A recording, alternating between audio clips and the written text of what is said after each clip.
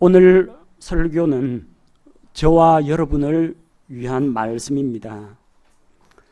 사도행전 20장 28절에서 32절에 나오는 말씀 가운데에서 사람을 따르지 말라, 이런 주제로 말씀을 나누고자 합니다. 이 말씀을 준비하는 과정에서 말씀을 준비하는 저는 목회자가 무엇인가, 또 목회자는 어떤 사람이 되어야 하는가, 그런 점을 중점적으로 묵상하고 또 생각해 보았습니다. 이 시간에 여러분과 함께 나누는 것은 여러분이 누구를 따를 것인가, 어떤 사람을 따를 것인가, 또 어떻게 누구를 따라야 할지, 무엇을 따라야 할지 어떻게 분별할 것인가, 그런 올바른 분별의 기준을 여러분들에게 말씀을 통해서 나누고자 합니다. 그래서 사람을 따르지 말라, 곧 하나님의 말씀을 따르라, 이 큰 주제 하에서 저는 어떻게 하면 하나님께서 쓰시는 그런 지도자가 될 것인가, 그 부분에 집중을 하면 되고, 여러분은 이 사람이 하나님의 사람인가 아닌가 분별하고 사람의 말과 하나님의 말씀을 분별하는 그런 지혜를 받으시면 됩니다. 그래서 이 말씀은 선포하는 자에게 주신 하나님의 말씀인 동시에 이 설교 말씀을 듣는 여러분에게 똑같이 은혜가 되는 그런 말씀이라고 생각합니다. 우리 지금 이 자리에 다 예배에 참석했습니다. 교회에 나왔습니다. 왜 교회에 나오십니까? 예수 그리스도로 말미암아 구원을 받고 이 하나님의 자녀가 되었기 때문에, 하나님과의 관계가 회복되었기 때문에 나오는 겁니다. 교회 목사 얼굴 보러 오는 거 아닙니다. 자기가 잘 아는 사람하고 사귀려고 나오는 것도 아닙니다. 1차적인 목표는 하나님께 감사와 찬양을 드리며 예배 드리는 것이 합당하기 때문에 나오는 것입니다.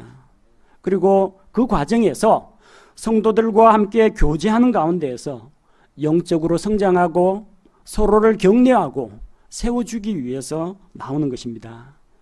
만약에 잘못된 동기로 교회에 나온다면 스스로 돌아보고 주의할 필요가 있습니다.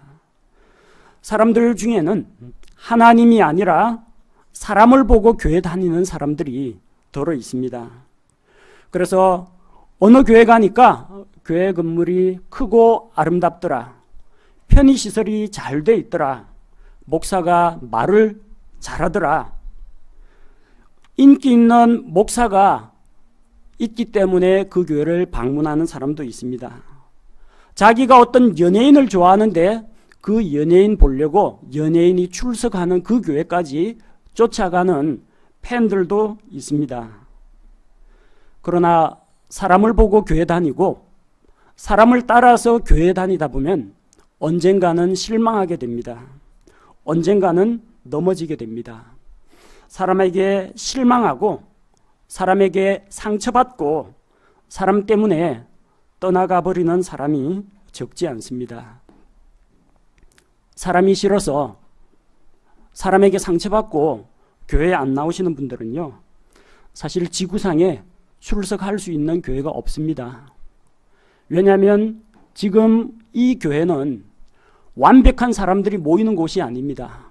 이런 사람도 있고 저런 사람도 있고, 또 누구나 한두 가지 혹은 그 이상의 약점들을 가지고 있는 그런 사람들이 자신의 부족함을 인정하고 겸손히 주님께 나아오는 그런 자리입니다.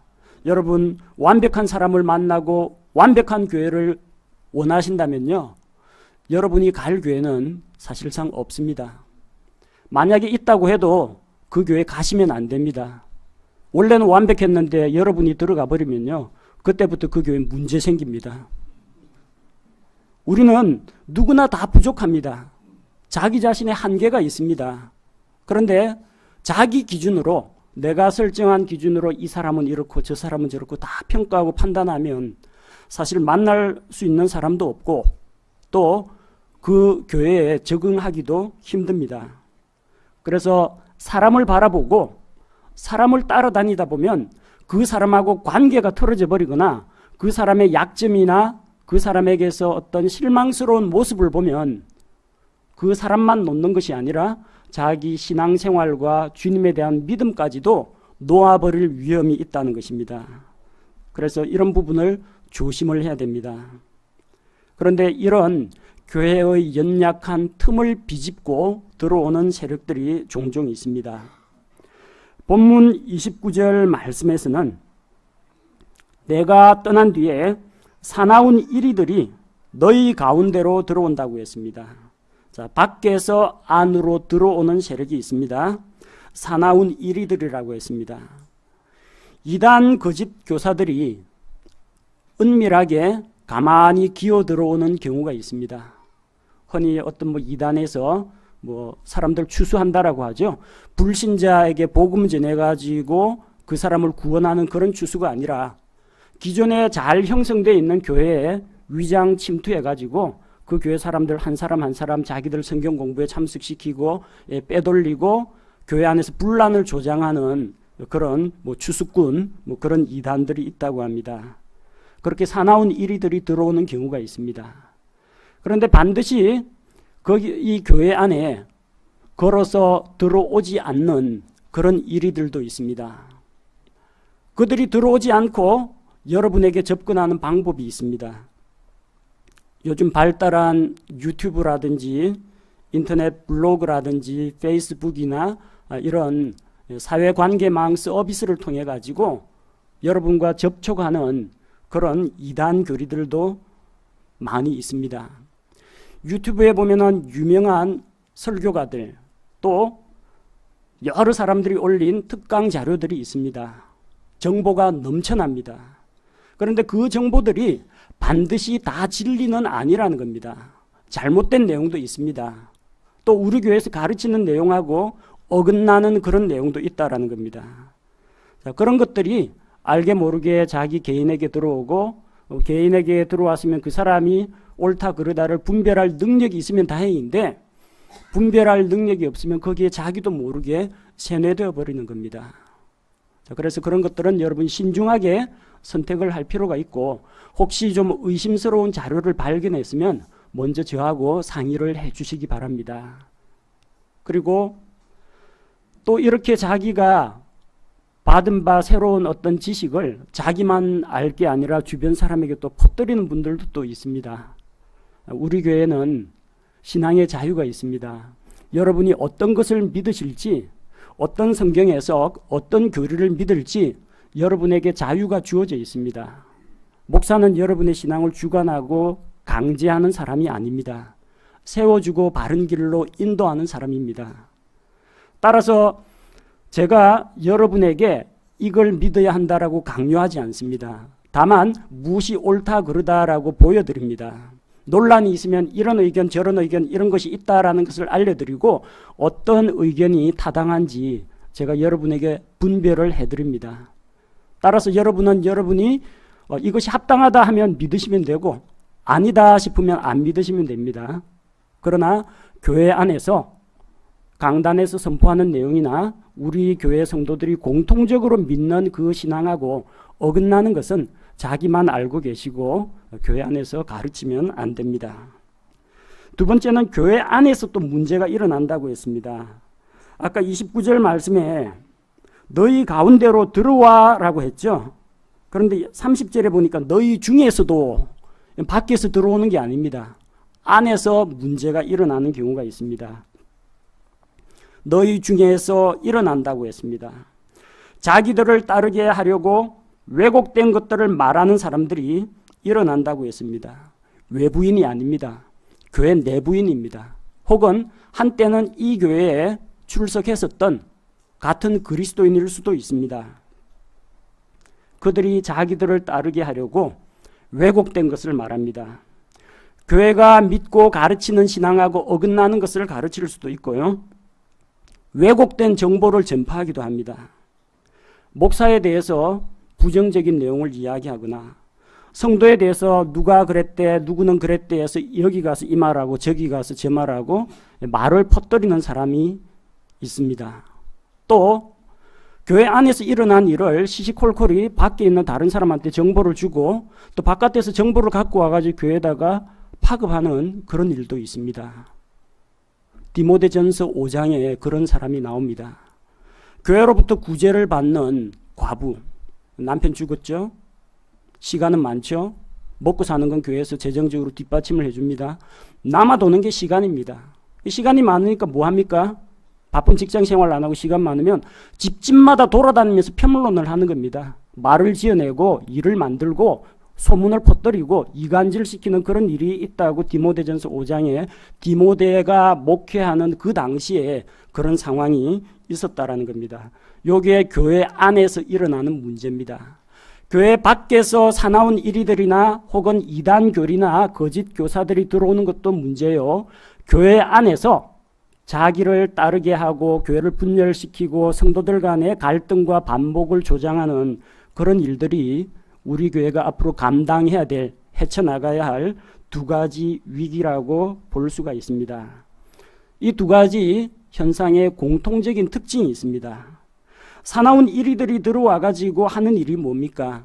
자기를 따르게 만드는 겁니다. 교회 안에서 일어나는 파당, 이 분당들이 하는 일이 뭡니까?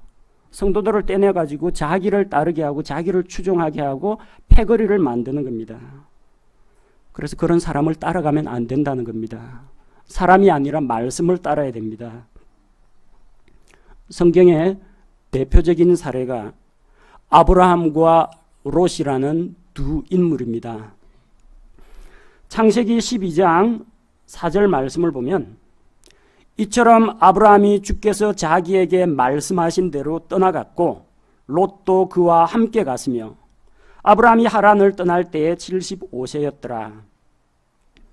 갈대아 우르 땅에서 하나님께서 아브라함에게 나타나서 이 우상의 도시를 떠나라고 했습니다. 하나님께서 지시하실 땅으로 가라고 했습니다. 아브라함이 떠났습니다. 왜 떠났습니까? 주께서 자기에게 말씀하신 대로 떠나갔습니다. 말씀을 붙잡고 갔습니다. 약속의 말씀을 따라갔습니다. 아브라함만 떠난 게 아닙니다. 조카 롯도 함께 떠났습니다. 롯은 왜 떠났습니까? 롯은 말씀 따라간 게 아니고 롯도 그와 함께 갔으며 롯은 아브라함과 함께 갔습니다. 사촌이 장에 간다라고 하니까 걸음지고 장에 따라가는 격입니다. 왜 가는지도 몰라요. 그냥 따라가는 겁니다. 이렇게 얹혀 살고 다른 사람을 추종하고 따라가다 보면 좋은 점도 있습니다. 그 사람이 믿을 만한 사람이면 따라가면 좋죠. 근데 만약 그 사람하고 관계가 틀어지면 어떻게 됩니까? 그 사람이 추구하던 좋은 거하고도 멀어집니다. 그 사람이 변질되어 버리면 어떡합니까? 따라서 변질되어 버립니다. 그러니까 사람을 따르지 말라는 겁니다. 롯이 아브라함을 따라가지 말라는 이야기 아닙니다. 아브라함의 믿음을 본받고 아브라함에게 주신 하나님의 약속의 말씀은 따라가도 괜찮습니다. 그러나 인간 아브라함을 따라가면 안 됩니다. 아브라함이 기근 피해가 이집트 내려가면 따라갈 겁니까? 아브라함이 쳐벗는다면 삼촌 아내가 둘이네 나도 쳐벗어야 되겠다. 따라가면 안 됩니다. 그런 거는. 해서 될 게 있고 해서 안 될 게 있습니다. 모든 행실을 다 본받고 다 따라가서는 안 됩니다. 믿음을 따라가야 됩니다. 말씀을 따라가야 됩니다. 둘 다 갈대아 우르를 떠났습니다. 둘 다 가나안 땅에 왔습니다. 그러나 아브라함은 어떻게 됐습니까? 말씀을 따라갔기 때문에 주변의 환경이 바뀌고 결심이 흔들리고 실수도 하고 넘어진 적도 있습니다. 인간이다 보니까. 하지만 그가 붙잡은 하나님의 말씀은 결코 변치 않았습니다. 그래서 그 말씀만 붙잡고 나아갔더니 마침내 믿음의 조상이 되었습니다. 큰 민족을 이루었습니다.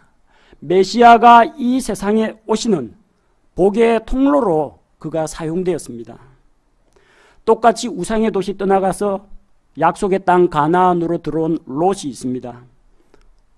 다른 것은 똑같습니다. 하지만 그에게는 약속의 말씀이 없었습니다.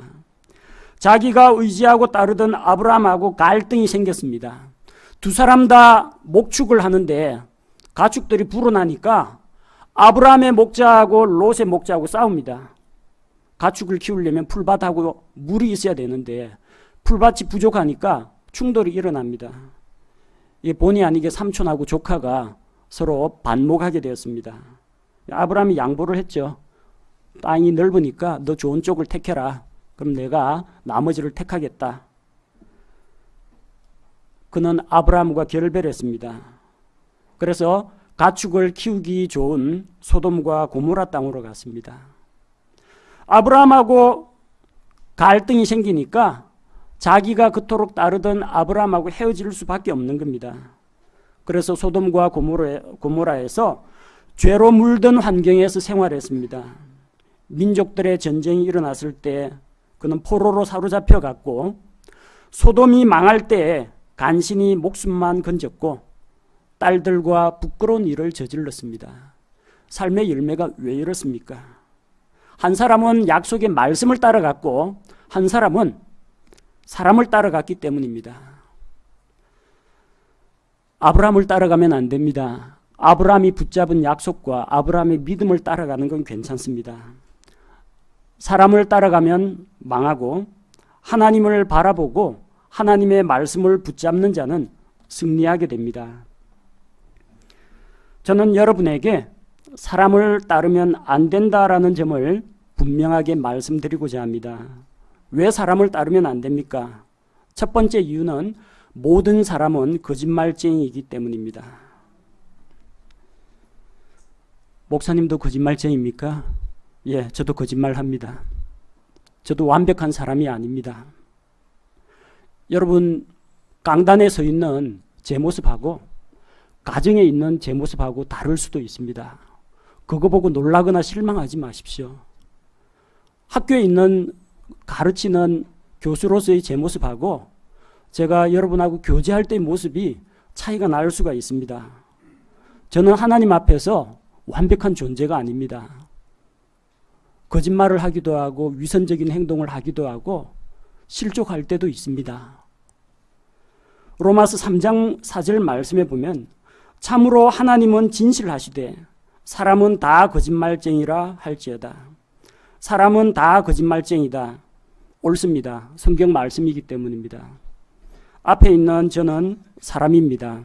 맞습니다. 따라서 저는 거짓말쟁이입니다. 3단 논법으로 증명해 드렸습니다. 여러분 자신에게 적용해 보십시오. 모든 사람은 거짓말쟁이입니다. 여러분도 거짓말쟁이입니다. 우리는 다 이런 점을 인정해야 됩니다. 그렇기 때문에 사람을 따르면 안 됩니다. 이 앞에 있는 목사뿐만 아니라 우리 집사님들이나 소모임 리더라든지 혹은 자기가 추종하는 어떤 유명한 인기 있는 그런 목사님이나 유명한 신학자라고 해서 예외가 아닙니다. 다 거짓말쟁이입니다. 그러니까 따라가면 안 됩니다. 두 번째는 사람은 실수가 많은 존재입니다.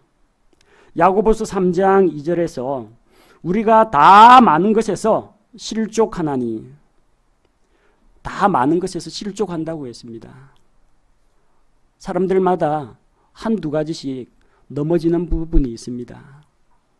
어떤 사람은 돈 문제에 걸려 넘어지기도 하고 어떤 사람은 이성의 문제에 넘어지기도 하고 어떤 사람은 권력 문제 때문에 넘어지기도 합니다. 어떤 사람은 자기의 자존심 때문에 이게 너무 강해가지고 그 문제 때문에 넘어지기도 합니다. 사람들마다 한두 가지씩 약점이 있습니다. 또 그 약점으로 인해서 실수를 할 때도 많습니다. 실수 많은 사람을 왜 따라가려고 합니까? 여러분이 만약 저를 따르신다고 하면요, 제가 하는 행동이나 말을 보고 따르지 마시고 제 입에서 하나님의 말씀이 나오거든 따르시고, 또 분별해서 강론하는 이 성경 말씀이 정말 진리의 말씀이면 따르시기 바랍니다. 그러나 결코 인간을 따르진 마십시오. 인간은 실수가 많습니다.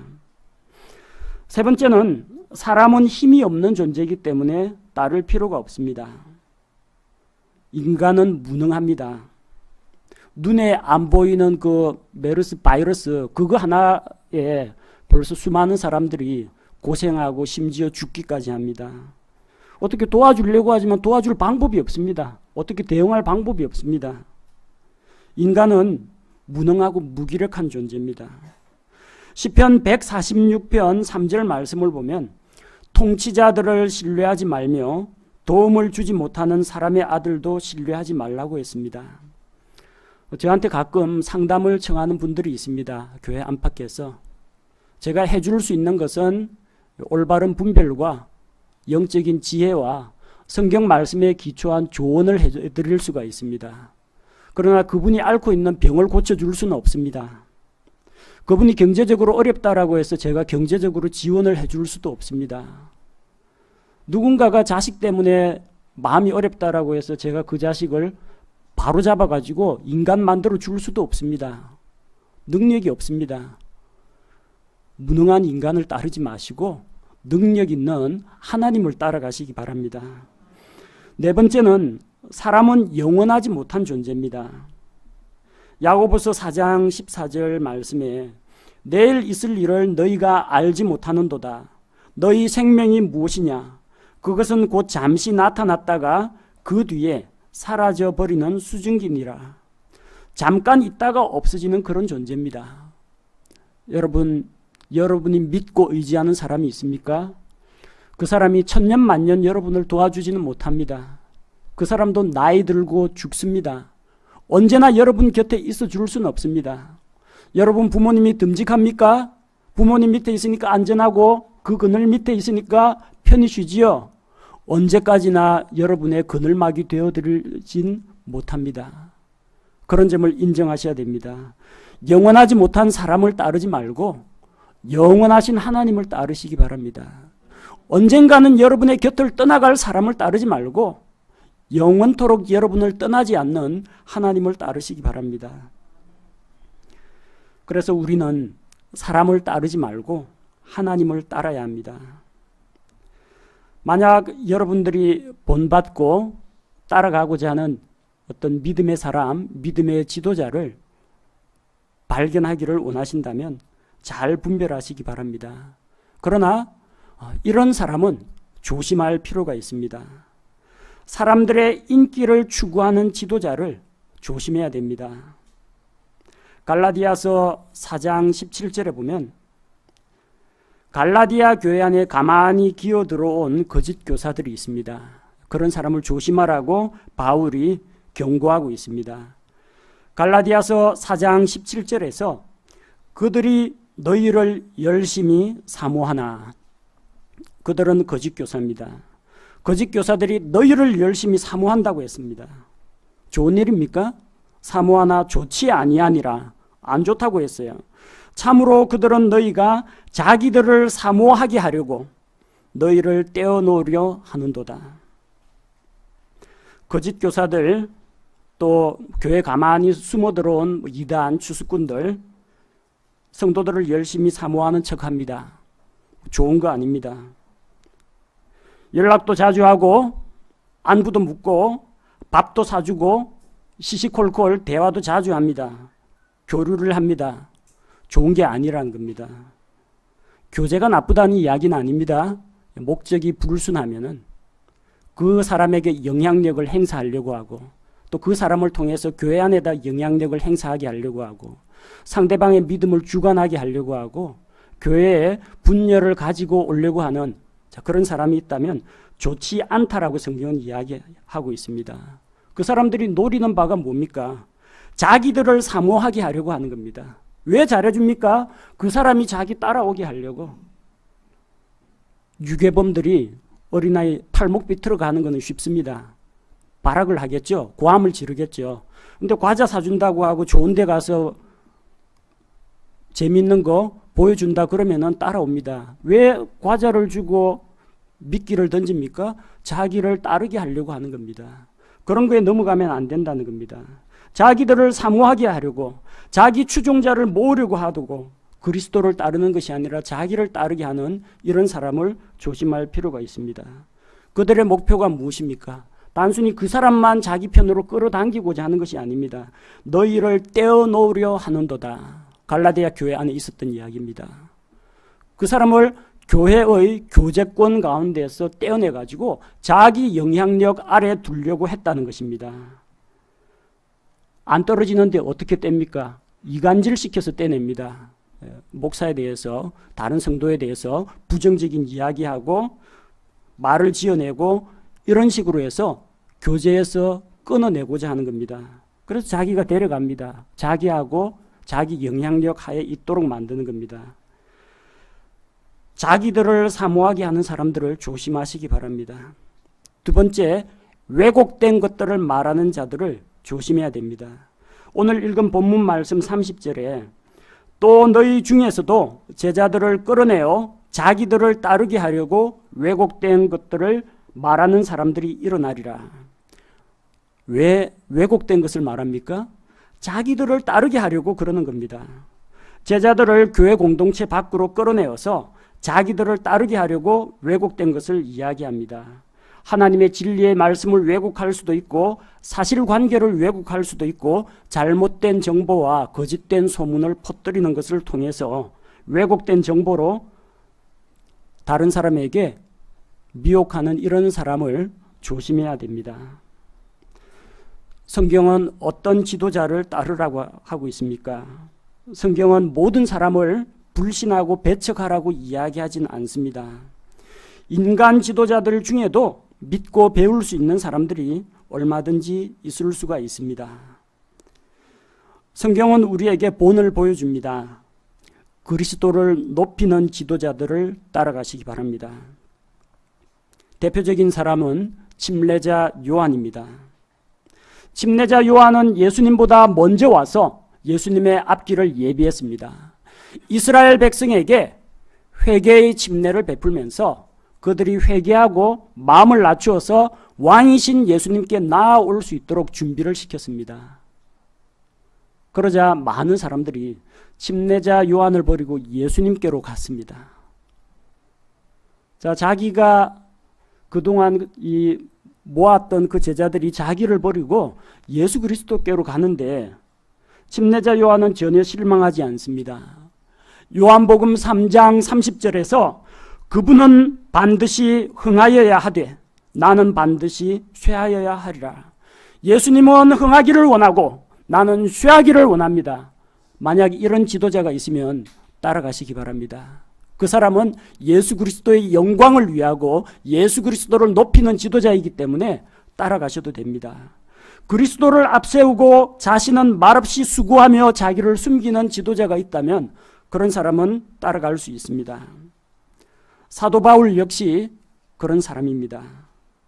빌립보서 1장 20절에서 나의 간절한 기대와 소망에 따라 내가 아무 일에든지 부끄러워하지 아니하고 항상 그러하였듯이 지금도 온전히 담대하여 살든지 죽든지 내 몸에서 그리스도를 높이고자 하나니.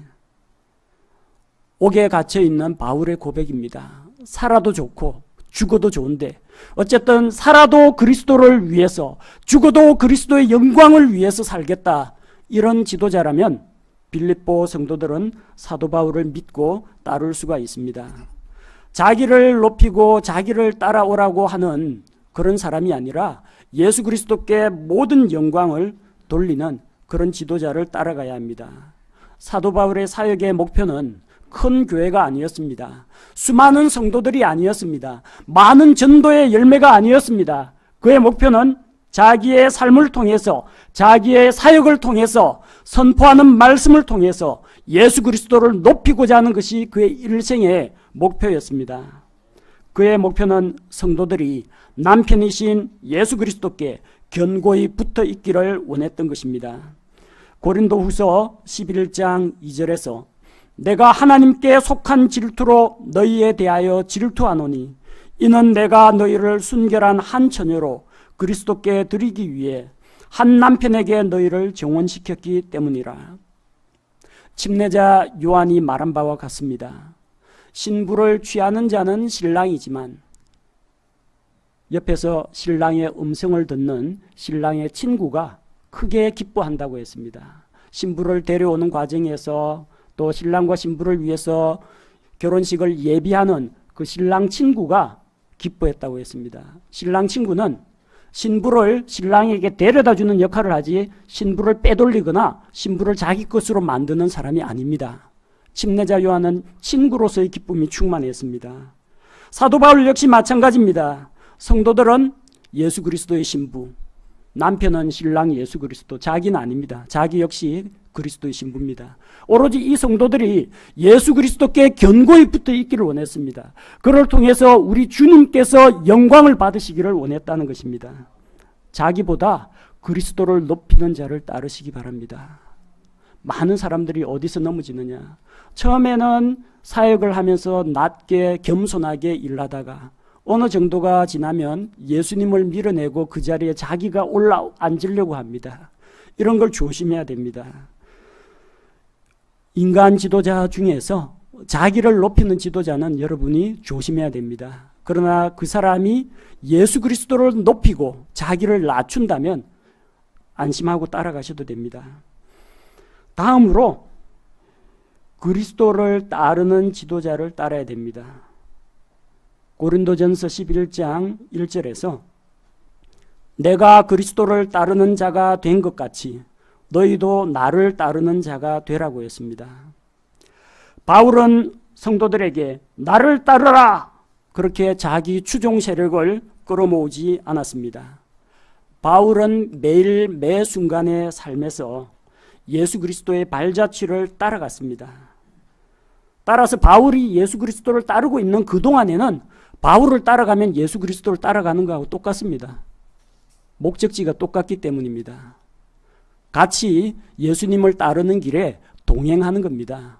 이 경우에는 그 성도들이 바울이라는 인간 지도자를 추종하는 게 아니라 예수님을 따라가는 바울을 따라가는 겁니다.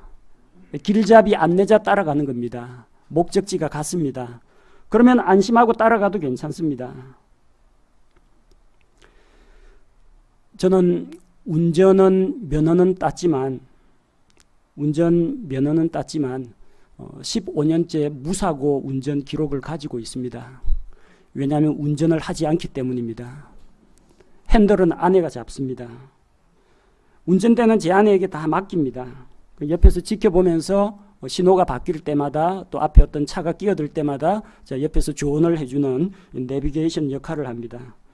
가끔 빨간불에서 대기하고 있다가 좌회전 신호가 켜지면 녹색불이죠. 녹색만 보고 가끔 가다 가려고 하면 제가 제지를 하곤 합니다. 그리고 내비게이션을 제가 같이 보고 또 길도 같이 보고 있다가 진입할 도로가 있으면 알려줍니다. 핸들은 운전은 제 아내가 합니다만 실상 가정의 머리는 남편입니다. 남편이 이래라 저래라 하고 조언을 해주고 나아갈 방향을 어디 들렀다 가자 그리고 어디에 방문해보자 이러면은 그대로 나아갑니다. 여러분 지도자라고 해서 완벽한 사람은 아닙니다. 지도자는 어디에서 지침과 방향을 얻습니까? 운전으로 이야기하자면요. 신호등하고 내비게이션 보고 이야기합니다. 제가 눈 감고 좌회전해라 우회전해라 직진해라 밟아라 그런 식으로 이야기하지 않습니다. 교통신호등하고 내비게이션하고 도로 상황을 보면서 이야기를 합니다. 목사가 아무 생각 없이 머릿속으로 자기 생각 지어내가지고 말씀 전하고 교리 강론하는 거 아닙니다. 지침이 있습니다. 우리 믿음의 내비게이션 인생의 지침서 모든 교리의 종합체인 성경 말씀이 있습니다. 이 성경 말씀에 기초해가지고 여러분에게 권면하기도 하고 가르치기도 하고 책망하기도 합니다. 지도자는 완벽하지 않습니다. 그러나 이 교과서 이 매뉴얼하고 내비게이션은 완벽하니까 믿어도 됩니다. 우리 성서침례교회와 같은 교단이 없는 이런 독립교회는 특별히 더 조심해야 됩니다. 장로교회는 그나마 이 목사를 견지하는 장로들이 있어서 괜찮은데 이 성서침례교회나 독립침례교회는 목사가 까딱 마음 잘못 먹으며 독재하는 그런 교회가 될 수가 있습니다. 아무도 막을 수가 없어요. 그렇기 때문에 조심해야 된다는 겁니다. 그렇기 때문에 저를 견제하라는 이야기가 아니고요. 이 목사가 정신 똑바로 차려야 된다는 겁니다. 목사가 어디서 잘못된 거 주워 듣고 와가지고 엉뚱하게 가르치면 전 교인이 오염돼 버립니다. 목사가 이 사람 말 듣고 저 사람 말 듣고 혹시 섣불리 잘못된 판단을 내리면요, 함께 여러 지체들이 고생하게 되는 겁니다. 그래서 어깨가 무겁고 두렵다는 겁니다. 또 문제가 뭐냐면 이 목사가 성경의 진리 밖으로 벗어나거나 그렇게 되면 단체로 길을 잃습니다. 바울은 내가 예수 그리스도를 따라가는 것처럼 너희는 나를 따르라 했는데 여러분이 저 따라오다가 잘못해서 제가 길을 잃으면요, 물론 나중에 올바른 길을 찾아가긴 하겠지만 그 시행착오 과정에서 여러 지체들이 피곤하고 힘이 들게 된다는 겁니다. 그럴 때는 누가 저를 잡아줘야 되느냐면 여기 계신 우리 성도님들이 목사님 그 길 잘못 드신 것 같습니다. 앞에 낭떠러집니다. 목사님 더 빠른 길이 있습니다. 저한테 조언을 해주셔야 됩니다. 안 그러면요 진짜 목사가 독지하는 그런 교회가 되어버립니다. 여러분이 목회자를 위해서 올바른 말씀의 분별력을 가지고 올바른 결단을 내릴 수 있도록 끊임없이 기도해 주셔야 됩니다. 사탄이 여러분 1대1로 각계격파하는 거 아주 쉽습니다. 그런데 그보다 더 효과적인 방법이 뭔지 압니까? 지도자 한 사람만 쓰러뜨리면 끝장납니다. 제가 여러분보다 훨씬 더 많은 영적인 위험에 노출되어 있는 상태입니다. 그렇기 때문에 저도 정신 바짝 차려야 되고 여러분도 정신 바짝 차려야 됩니다. 이 목사 입에서 하나님의 진리의 말씀이 나오는지, 자기가 어디서 잘못 배운 거 엉뚱한 이야기를 하는지, 자기 감정을 섞어가지고 이야기하지 않는지 잘 분별하시기 바랍니다. 다음으로 어떤 지도자를 따라야 됩니까? 하나님의 말씀으로 권면하는 지도자를 따라가야 됩니다. 사람의 말은 틀릴 수가 있습니다. 하나님의 말씀은 틀리지 않습니다. 하나님의 말씀은 순수하고 확실합니다. 말씀을 가르치는, 말씀에 근거해서 바르게 가르치는 지도자는 따라가도 됩니다.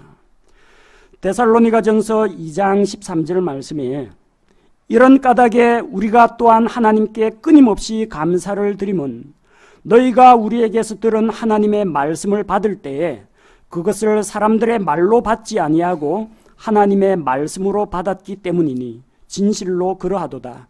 그 말씀이 또한 믿는 너희 안에서 혈력 있게 일을 하느니라. 데살로니가 전서는 이 편지를 바울이 데살로니가 성도들에게 보냈을 때는 지금과 같은 신구약 성경 66권이 나오기 전입니다. 요한계시록까지 다 나와가지고 신약 성경 27권으로 묶이기 이전입니다. 자, 그러면 데살로니가 전서는 그 당시에는 성경이 아니었다가 요한계시록까지 다 나오고 합본으로 책이 만들어지니까 그때부터 성경이냐? 아닙니다. 하나님께서 바울을 통해서 그 말씀을 주셨을 바로 그때부터, 원래부터 하나님의 말씀이었습니다. 본문 데살로니가전서 2장 13절에 보니까 너희가 우리에게서 들은 하나님의 말씀을 받을 때에 사람들의 말로 받지 아니하고 하나님의 말씀으로 받았다고 했습니다. 데살로니가 교회 성도들이 그게 하나님의 말씀인지 아닌지 어떻게 알았겠습니까? 어떻게 알았겠어요? 그들 안에 성령님께서 계시기 때문에 바르게 분별을 할 수가 있다는 것입니다. 요한복음 16장 13절 14절에서 예수님께서 우리에게 성령을 보내주시는데 성령님은 진리의 성령님이십니다. 그래서 예수님께서 하신 모든 말씀을 생각나게 하시고 진리 가운데로 인도한다고, 성령께서 진리 가운데로 인도한다고 약속하셨습니다. 그래서 성도들이, 데살로니가 성도들이 바울이 쓴 편지를 보고 바울의 말이 아니라 하나님의 말씀이라는 확신을 가졌습니다. 그래서 하나님의 말씀으로 받았기 때문에 말씀이 너희 믿는 자 안에서 효력 있게 일을 한다고 했습니다. 하나님의 말씀이 왜 여러분 안에서 일을 하지 않는지 아십니까? 여러분이 그걸 하나님의 말씀으로 안 받았기 때문입니다. 목사 말로 받았기 때문입니다. 듣기 좋은 덕담으로 받았기 때문입니다. 교훈적인 말로 받았기 때문입니다. 하나님의 말씀으로 그 말씀을 받아들여야 여러분 안에 변화가 일어납니다. 데살로니가 이 사람들이 뭐 성경 지식이 뛰어나고 성경에 대한 뭐 열심히 뛰어나고 뭐 인간적으로 아주 좋은 사람이 아니었습니다. 오죽하면 베레아에 있는 사람은 데살로니가에 있는 사람들보다 더 고귀하여, 사람들이 더 고귀한 존재는 베레아 사람이었습니다. 그러나 오늘날에는 베레아 사람들보다도 데살로니가 성도들이 더 뛰어나다는 것을 보여줍니다. 너희 믿음이 온 아가야에 두루 퍼졌다. 소아시아 지역에 다 퍼졌다. 온 세상이 너희를 통해서 복음의 말씀을 듣고 있다. 따라서 우리는 어디 가서 아무것도 이야기할 것이 없다. 너희의 믿음과 너희의 삶의 모습이 살아있는 증거가 되고 있다. 그 정도로 데살로니가 교회의 성도들이 칭찬을 받았습니다. 왜 그런 변화가 일어났습니까? 말씀을 받을 때 저거 바울의 편지구나. 저거 바울의 설교구나. 저거 목사님 말씀이구나. 목사님 덕담이구나. 그런 식으로 받은 게 아니라 하나님의 말씀으로 받았기 때문에 그 말씀이 너희 안에서 효력 있게 일했다는 것입니다. 목사가 혼자서 쓸데없는 잡소리 하거든 무시하셔도 됩니다. 그러나 목사가 성경책 펼쳐놓고 말씀을 선포하고 말씀의 기초에서 가르칠 때는 사람의 말로 받지 말고 하나님의 말씀으로 받으시기 바랍니다. 목사가 말과 행실에 있어서 항상 완벽하지는 않습니다. 거짓말쟁이요, 실수도 많은 자요, 연약하고 힘이 없는 자요, 영원하지 못한 자입니다. 일반 사람하고 똑같습니다. 히브리서 13장 7절에서는 그럼에도 불구하고 따라야 할 부분이 있다는 것을 보여줍니다. 히브리서 13장 7절에 하나님의 말씀을 너희에게 일러주고 너희를 다스리는 자들을 기억하며, 누굽니까? 영적 지도자, 목회자입니다.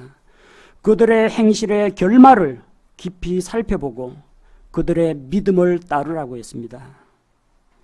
그들의 행실을 보라고 하지 않았습니다. 그들의 행실의 결말을 깊이 살펴보라고 했습니다. 가끔 제 말과 행동에서 충분히 설명하지 못한 부분에 의해서 오해를 하실 수도 있습니다. 제가 내린 결정과 판단에 대해서 이의를 제기하는 분도 있을 수가 있습니다. 그 말과 행실만 보지 마시고 그 행실의 결말과 삶의 열매를 참고 기다리면서 지켜봐 주시면 고맙겠습니다. 그렇다고 해서 목사의 행실과 목사의 행실의 결말이 반드시 옳고 선하다라고 여러분에게 자신 있게 말씀드리지는 못합니다. 목사의 행실 가운데 여러분 마음에 안 드는 것도 있고 성에 안 차는 것도 있을 겁니다. 성경을 주의 깊게 읽으십시오. 그들의 행실의 결말을 깊이 살펴보고 그들의 믿음을 따르라고 했습니다. 목사의 말을 따르라는 이야기가 아닙니다. 목사의 행실을 따르라는 이야기가 아닙니다. 그 믿음을 따르라고 했습니다. 롯이 아브라함 하는 행동 다 따라하라는 이야기가 아닙니다. 그럼 아브라함도 첩들어야 됩니까? 아브라함이 처벌드린 것처럼 롯도 처벌드리고 아브라함이 넘어지고 실수하면 따라서 실수해야 됩니까? 아브라함이 자기 아내를 누이 동생이라고 속이면 롯도 따라서 거짓말해야 됩니까? 행실을 따라하라는 이야기가 아닙니다. 믿음을 따라하라고 했습니다. 하나님의 말씀을 여러분에게 일러주고 여러분을 다스리는 자들을 기억하고 행실의 결말, 삶의 열매를 살펴보고 믿음을 따르시기 바랍니다. 행실은 다 따라 못합니다. 제가 죄에 빠지면 죄 따라 하시겠습니까? 하시면 안 됩니다.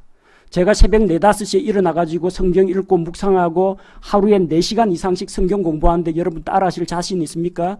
따라 못합니다.